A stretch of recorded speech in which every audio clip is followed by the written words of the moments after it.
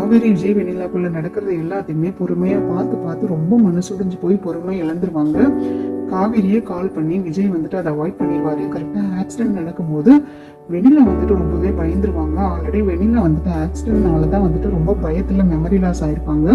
So அந்த டைம்ல வந்துட்டு கரெக்டா வண்டியை கொண்டு போய் விஜய் வேற ஒரு வண்டியில இடிச்சதுமே வந்துட்டு சின்ன ஆக்சிடென்ட் பார்த்ததுமே அவங்க ரொம்ப பதட்ட மாதிரி கத்த ஆரம்பிச்சிருவாங்க, விஜய் விஜய்னு சொல்லி. ஸோ அந்த பதட்டத்திலேயே வந்து கால் பண்ணாம விட்டுருவாரு விஜயும். காவேரி அதை யோசிச்சு ரொம்பவே ஃபீல் பண்ணி அழுக ஆரம்பிச்சிருவாங்க.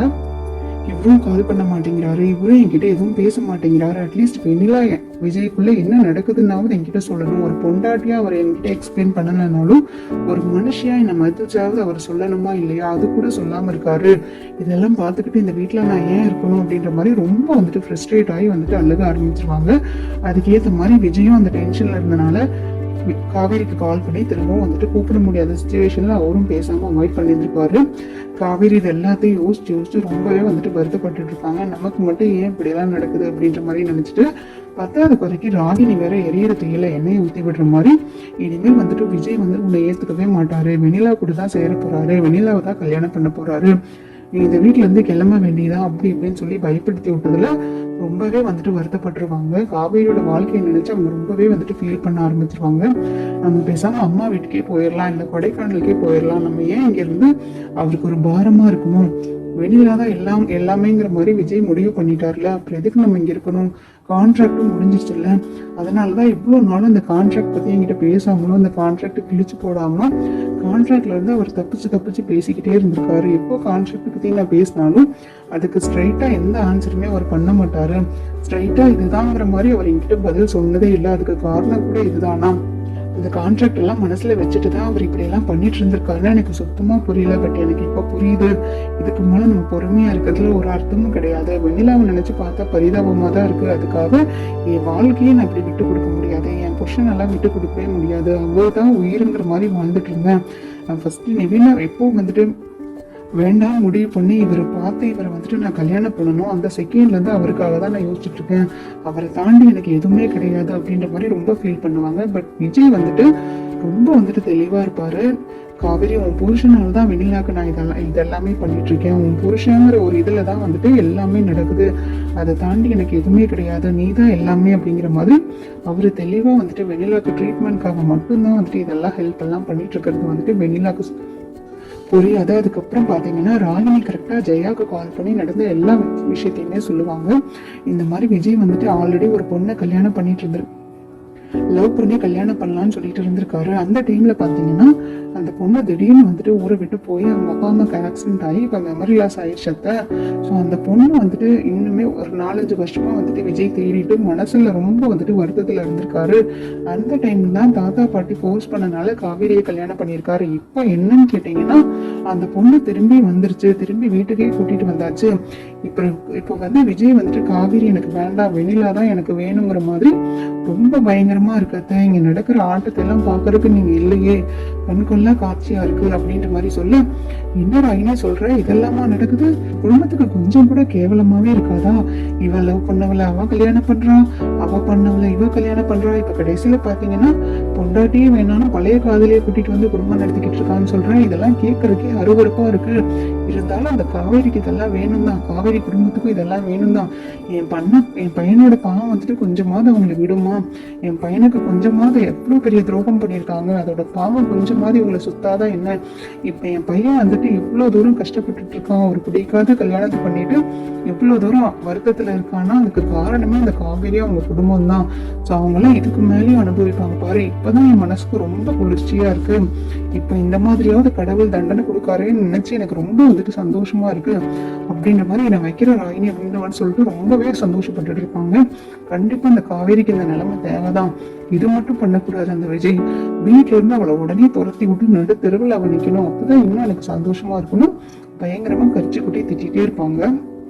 அந்த டைம்ல பாத்தீங்கன்னா கரெக்டா வந்துட்டு யமுனாவும் உள்ள வந்துருவாங்க. வாடி வாடி, இப்பதான் வந்துட்டு ராகினியை கால் பண்ணலாம். என்னமோ உன் அக்காவை நல விசாரிக்கிறதுக்காக போயிருந்தியாமா, எப்படி சந்தோஷமா இருக்காளா இல்ல வீட்டை விட்டு வெளியில வந்துட்டாளா? இதெல்லாம் தேவைதான். உன் அக்கா மாதிரியே ஒரு நாள் நீயும் என் பையனை விட்டு போறேன், இந்த வீட்டை விட்டு நான் உன்னை துரத்த தான் போறேன் அப்படின்ற மாதிரி ரொம்ப பேசுவாங்க. உடனே கரெக்டா நிவினும் வந்துருவாரு. நிவின், வாடா நிவின், கேள்விப்பட்டையா காவேரி வந்துட்டு அந்த வீட்டை விட்டு துரத்த போறாங்களம்மா. அந்த விஜய் பெரிய ஹீரோ மாதிரி சீன் போட்டுட்டு இருந்தால, அவன் வந்துட்டு அவனோட முன்னாள் காதலி பழைய காதலின்னு சொல்லிட்டு ஒருத்தைய கூட்டிட்டு வந்து வீட்டிலேயே குடும்பம் நடத்திக்கிட்டு இருக்கானாமா. இதெல்லாம் அந்த குடும்பத்துக்கு தேவைதான், அந்த காவேரிக்கு இதெல்லாம் தேவைதான். அவ கொஞ்சம் நஞ்சமா ஆட்டம் போட்டா உனக்கு கொஞ்சம் நஞ்சமா துரோகம் பண்ணியிருக்கா, இதுக்கெல்லாம் அனுபவிக்கதான் வேணும் அப்படின்ற மாதிரி சொல்லு. அம்மா நீங்க கொஞ்சம் அமைதியா இருங்க, யாரும் இப்படி பேசாதீங்க.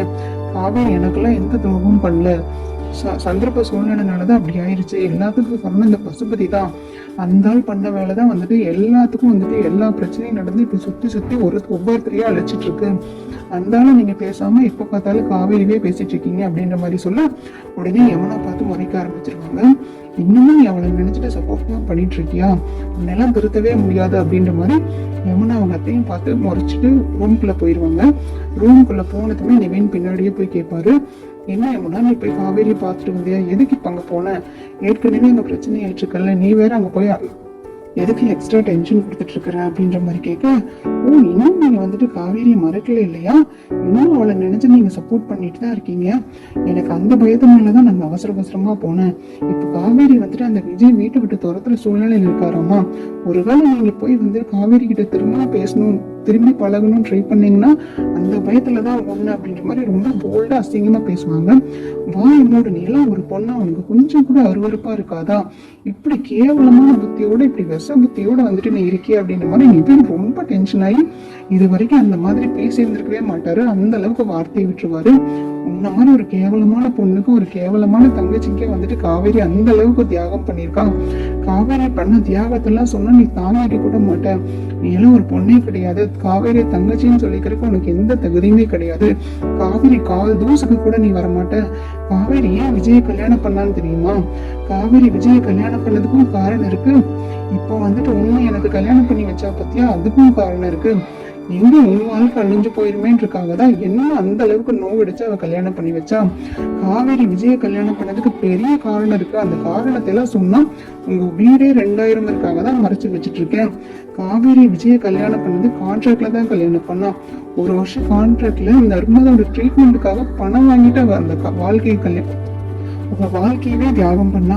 உங்க குடும்பத்துக்காக யோசிச்சுதான் அவளோட சந்தோஷத்தை எல்லாம் விட்டு எல்லாத்தையுமே தியாகம் பண்ணிட்டு இப்படி பழியால வந்துட்டு இன்னைக்கு நின்றுட்டு இருக்கா. எல்லாத்துக்கு முன்னாடி கேவலப்பட்டு நிக்கிறதுக்கு வந்துட்டு காரணமே அதுதான். அந்த விஜய்க்கு வந்துட்டு அவங்க தாத்தா பாட்டி ஃபோர்ஸ் பண்ணனால கல்யாணம் பண்ணுமேங்கிறதுக்காக காவேரி பிடிக்காம தான் ஃபர்ஸ்ட் கல்யாணம் பண்ணாங்க. 18 லட்சம் ரூபாய் பணத்தை வாங்கிட்டு தான் காவேரி வந்துட்டு கல்யாணம் பண்ணா. நர்மதோட ட்ரீட்மெண்ட்டுக்கு வச்சிருந்த காசு தொலைஞ்சு போயிட்டதுனாலதான் காவேரிக்கு இந்த மாதிரி ஒரு நிலைமையே வந்துச்சு. காவேரிக்கு அந்த காசு காணாம போனதுமே இன்னும் பண்றதுன்னு வேற வழி இல்லாம இருக்கும்போது விஜய் பணத்தை கொடுத்து ட்ரீட்மெண்ட்டுக்காக ஹெல்ப் பண்ணிருக்காரு. அதுக்கு பதிலாக காவேரியை கல்யாணம் பண்ற, அதுவும் 1 வருஷத்துக்கு மட்டும் கல்யாணம் பண்ணி குடும்பம் நடத்துறேன்னு சொல்லியிருக்காரு அப்படின்ற மாதிரி சொல்ல இன்னும் ரொம்பவே ஷாக் ஆயிடுவாங்க. என்னங்க சொல்றீங்க, நீங்க சொல்றதெல்லாம் உண்மையா? அக்கா இந்த மாதிரியா பண்ணுச்சு? நர்மதாக்காக தான் வந்துட்டு விஜய் மாமாவே அவ கல்யாணம் பண்ணலாம், நீங்க சொல்றது என்னால நம்பவே முடியல. அக்கா பாவங்க, எனக்கு நான் தெரியாம இந்த முதல்ல யோசிச்சிட்டேன். நான் பண்ணது தப்பு தான், தெரியாம நான் வார்த்தையை விட்டுட்டேன். இப்ப கூட போய் கங்கா காட்ட நான் இந்த மாதிரிலாம் பேசி திட்டு வாங்கிட்டு தான் வந்திருக்கேன். அவன் என்னை துரத்தி தான் விட்டுருக்கா. அக்கா இந்த அளவுக்குலாம் பண்ணியிருக்காங்க சத்தியமா எனக்கு தெரியாதுங்க, நான் மன்னிச்சிருங்க, நான் தெரியாம அவளை கேவலமா பேசிட்டேன் அப்படின்னு மாதிரி சொன்னேன். இவன் உடனே நீ இதுக்கு மேலேயும் நீ திருந்தவே மாட்டேன், உன் வாயிலிருந்து வர வார்த்தை எல்லாமே வந்துட்டு சாதாரணமா தான் வருது, நீ மனமுறையோ இல்ல மனசுல இருந்தோ வரதே கிடையாது. எப்பவுமே இன்னைக்கு நீ ஒரு மாதிரி பேசுவ, பட் நாளைக்கே உன் புத்தி, உன் சுயநல புத்தி வந்துட்டு உன்னை மாத்திரும். அதனால உன்னை யாருமே